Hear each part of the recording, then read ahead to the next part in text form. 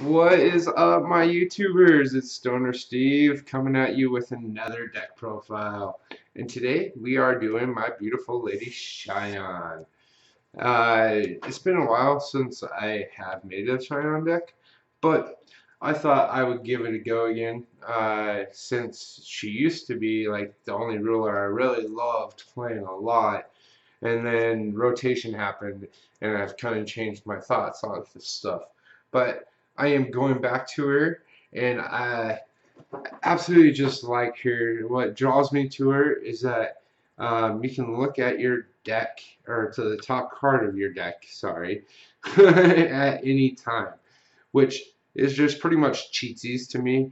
Like, I always like doing it in casual games against friends anyways, looking at the top card just to see if it would help or if I'm just dead.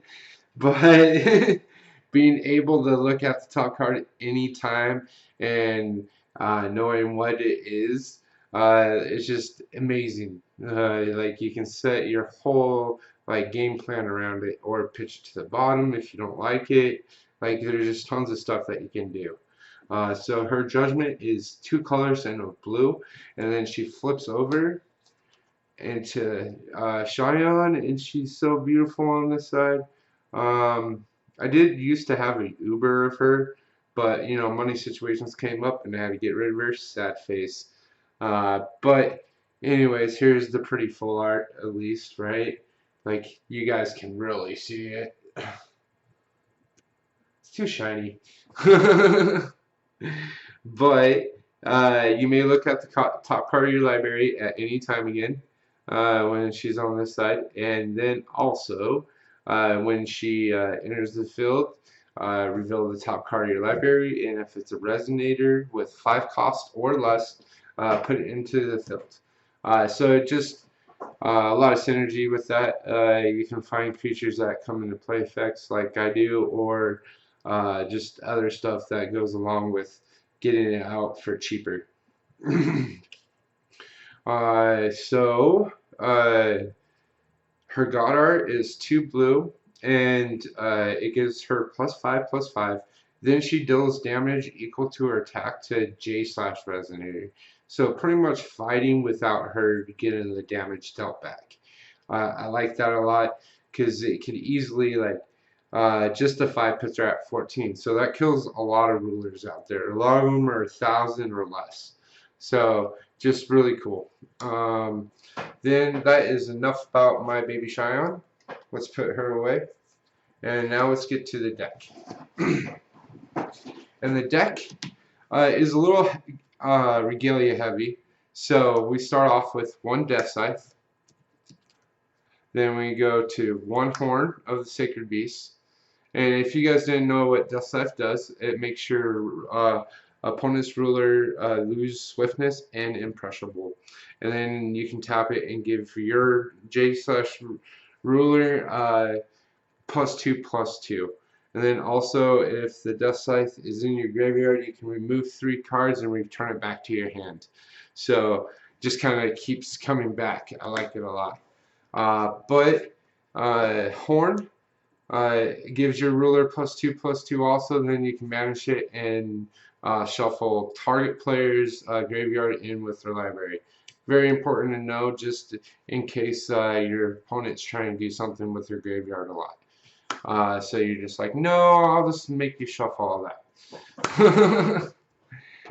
So the next card, and we run 3 of it, and that is Cheyenne's Regalia, and that is the Heavenly Instrument.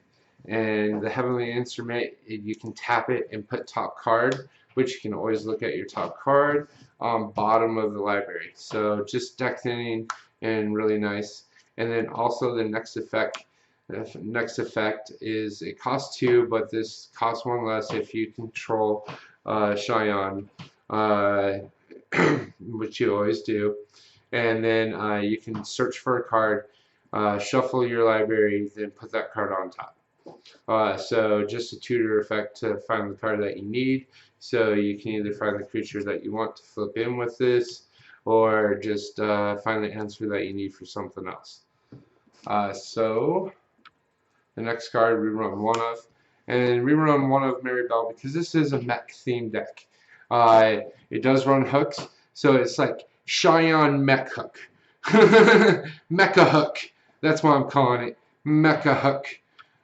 So this just like I run the Maribel assistant, so I can search it out easily, and I can search it out with other stuff too.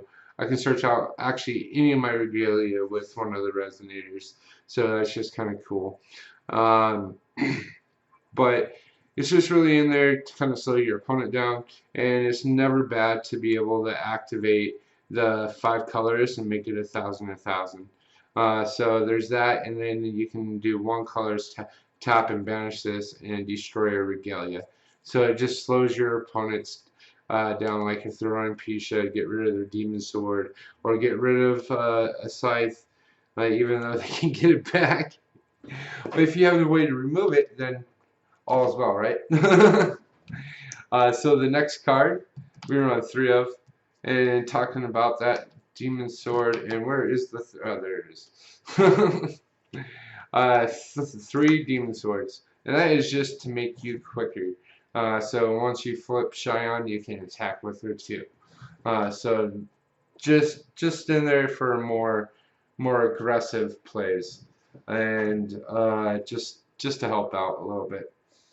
But other than that, the next regalia we run 1 of, and that is Apollo. And Apollo gives your Jade Ruler flying, and then you can banish this and return a resonator back to your hand. You may never use the moon part, so I'm not even going to worry about the moon part because you never use it in this deck. Other than that, that is it for the regalias. So we are done with the regalias, and then let's get to the concept of the deck pretty much. And here is a tool piece. I like to call it Guinevere. And Guinevere is in here for a socket outlet pretty much, because I run Maribel assistants, so it's nice to put those in the graveyard and make my Maribel self-aware, cheaper to play. Never bad when you can cast something for like 1 instead of 5. So it's just in there for that, and in here for the draw cards. Like the draw cards is always great. I never do the +4/+4. Like every once in a while if it's like just an easy situation, but honestly it's most of the time just draw 2, discard 1. So that's what Guinevere's in here for. Then we go to the next card, and it's just more search, and we run 4 Summon Memorias. If you guys don't know what it does, just look at the top 3 cards, choose one of those cards, put it in your hand, and then put the rest on the bottom in any order. So just a good deck tending and try to find your answers. Then the next card we run 3 of, and that's Alice Castlings. And this is in here because I run hooks and I run the Maribel Self-Wares, so I can just switch those 2 out. But what it does is return a creature from your side of the field to the bottom of its owner's deck, and then put a resonator from your hand that costs the same on top, or on the field. So it's just a really easy sneak in, and it's instant speed, so you can play it at any time. So say if they target your Maribel Self-Aware with a kill spell, you're just like, no, I'll switch it for a hook. You get to bounce the stones, and then the target just poofs away. So you don't have to worry about it killing your hook either. So just good safety net and good switch play. I like the card. Then the next card we run 2 of, and this is just more of something to get them to kill. So they waste their kill spells on this and not something that you don't want them to. So it's just, and pretty much the draw card. So in this deck you can look at your top of your deck at any time. So this you will always hit.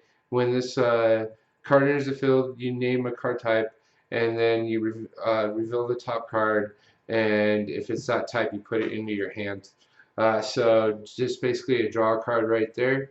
And then also if a resonator that I control would be dealt damage, if it's less than what its if basically if it stays alive, then it's just prevented.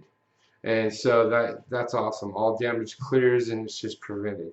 So like I said, it's just a hate card in here.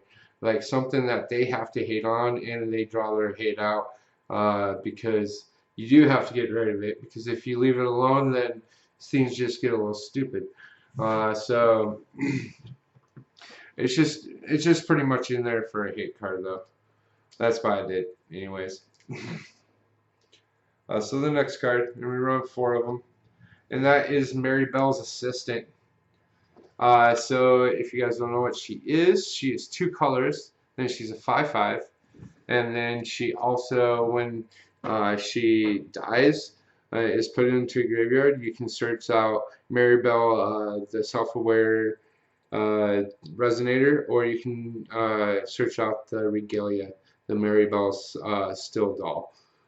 So just a search and kind of a deck thin, nice to have so you can get to your bigger stuff with Shion, and also it makes the activated ability of the still doll cost less if you remove it from your graveyard, and the cast of the Mary Bell self-aware. So if you remove this from your graveyard, it makes those 2 things cost 2 colors less. So just I think there's a lot of upsides in this deck because I am running mechs, so it's just a lot of upsides to make things colors, to make things cost less, and put out a big 12/12 for like 1 instead of for 5. So it's just little things like that. Then the next, and this is another search card, and that is the Dark Magician of mechs open. Gliding Shadow. Dark Machana of the Dark Shadows. Or Gliding Shadows. Sorry guys, I can't fucking read. Sorry for the language too. But when this comes into play, search for a card with no attribute and put it into your hand. Really important, the words right there. Search for a card with no attribute. So it doesn't have to be a mech. It can be a regalia because it has no attribute. So if you need to get over, you can search out for Apollo, or if you need to be a little bit quicker, you can search out for Demon Sword. Or if you want to slow the other person down, search out for your Death Scythe. It's just a lot of things that you can search out for, and you can search out for mechs too. So just really awesome. I like the card a lot for this deck. And then it's a 400/400 also. So it's kind of weak. You're never really gonna like kill someone by attacking with it, but it is good search card, and I do like it for that concept. The next card we're on 4 of, and that's the Mary Bell, the self-aware. So like the only really good card with Pierce, in my opinion, it's a 12/12 with Pierce. So really awesome. Can trample through, and you can tap 1 colors, tap a resonator, and give your this dude plus X plus Y, where XY is the attack and the defense. So we say if the other person has like a 12/14, then it would get a plus 12 and a plus 14. So just really cool right there, even with piercing. And then it got a couple little tricks to kind of make them even hate piercing even more in here. So the next card, and we run 4 of, and that is the Captain Hook. And that's pretty much self-explanatory. Who wouldn't run Shion and not run hooks? I mean, flipping Shion turn 3 or turn 4 and being able to make your opponent pet back 2 stones is pretty powerful. So it keeps up with Turbo Hook as long as you can do it on turn 3, because that deck does it consistently on turn 3.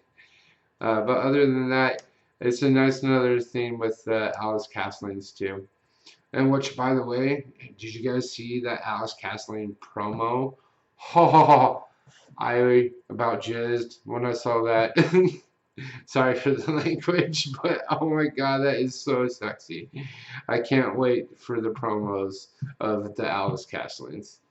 So the next and the last card, and this is just for fun, to kind of just make them regret their life when I actually do it to them. But it really is just in there for a sneak factor, for kind of just throwing off a person like, oh my God, you're running that in there too. Like, yeah, I am. Haha. What are you gonna do about it? But other than that, that is 3 precious leaps. Uh, like I said, it's just really in there just for like the kind of wow factor, the kind of like, oh, what else you gonna do? I got 5 creatures and you only got that one Maribel. I can stop you easy, whatever. Like, and you're like, okay, I'll attack 8 times with that Maribel. Like, it can just get insane. And it has piercing too. It's just with the muse out, you just little things like that in here. Like you imagine like this, like let's just say like 3 times with the Maribel, and then you like pumped it up by like just say like 5-7, and then you have the muse out too. So even if they did block it, when it put any damage onto them, it just gets ridiculous. It's really funny though. And so that is the deck part. You guys let me know if you like that.